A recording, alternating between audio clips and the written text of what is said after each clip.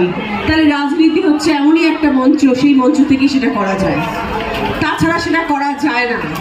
আমি দুটো পয়সা দিয়ে একটা মানুষকে সাহায্য করতে পারি, আমি কিছু জামা কাপড় দিয়ে তাকে সাহায্য করতে পারি, কিন্তু তার সুবিধে অসুবিধা, তার জীবনে কি কি ঘটনা ঘটছে, মানুষের কি প্রয়োজন, মানুষের কিসে অসুবিধে হচ্ছে, জীবন চলতে গিয়ে তাদের কি অসুবিধে হচ্ছে, এগুলো যদি ঠিক করতে হয় তাহলে রাজনীতিতে আসতে হবে।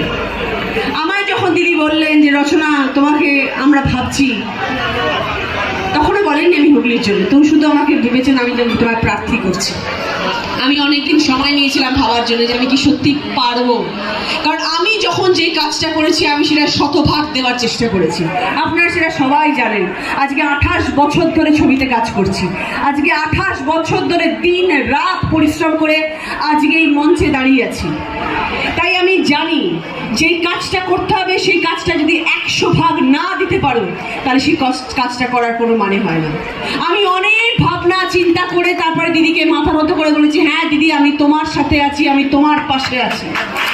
যখন আমি ভেবেছি যে আমি আপনাদের জন্য কিছু করতে পারবো, আপনাদের পাশে থাকতে পারবো, এরকম নয় যে মাসে একদিন এসে একটুখানি হোটেলে ঠান্ডা করে বসে চলে গেলাম, সেরকম ভাবে রাজনীতি হয় না। সেটা করবো না, কখনো করবো না, সেটা করবো না। যদি কোনোদিনও করি তাহলে আপনারা আমার জন্য যা ভাববেন আমি মাথা পেতে স্বীকার করে নেবো, কোনো দিন না। আজকে রাজনীতির মঞ্চে এসেছি ভোট পাওয়ার জন্য, কিন্তু এই কথাগুলো একটাও বলছি না, আপনারা সেটা জানেন। আমি সেরকম মানুষ আমি নই। আমি কোনো রকম কুকথা, অপপ্রচার কথা, লাঞ্ছিত বঞ্চিত কথাবার্তা বলে কারণ মন জয় করতে আসিনি। আমি একদম মন থেকে কথা বলি, মন থেকে মানুষের জন্য করব, মন থেকে মানুষকে ভালোবাসবো, সেই জন্য আজকে রাজনীতির মঞ্চে এসেছি। আপনারা দেখে নেবেন আমি আপনাদের পাশে কিভাবে থাকি, কিভাবে কাজ করি, এবং তার জন্য কিন্তু সেটা একা তো লড়াই করা কোনোদিনও সম্ভব না। কেউ একা কোনো লড়াই করে যুদ্ধ জয় করতে পারে না।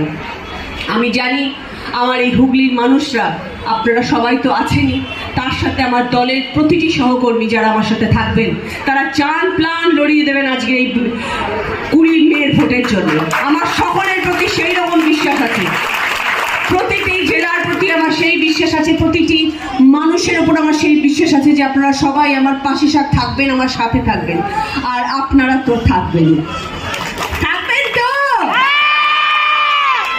আপনারা পাশে থাকলে আমাকে সাথে পাবেন, আপনারা সাথ দিলে আমি আপনাদের সাথে থাকবো। সবাইকে এইটুকুই বললাম, এবং এরপরেও আরো বহুবার দেখা হবে, অনেকবার আপনাদের সকলের সামনে আসবো, আপনাদের সাথে কথা বলবো, আপনাদের জন্য অনেক কিছু ভেবে রেখেছি, সেগুলো একটা একটা করে বলবো।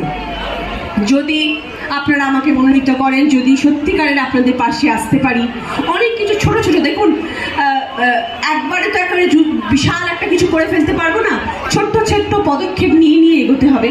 তাতে যদি সবার সাথ থাকে, আপনারা যদি পাশে থাকেন, সেই ছোট্ট ছোট্ট পায়ে চলতে চলতে ঠিক পৌঁছে যাব। তো সেই জন্যে আপনারা সাথে থাকুন, পাশে থাকুন, চেষ্টা করব আপনাদের সকলের সম্মান যেন ক্ষুণ্ণ না হয়। Thank you.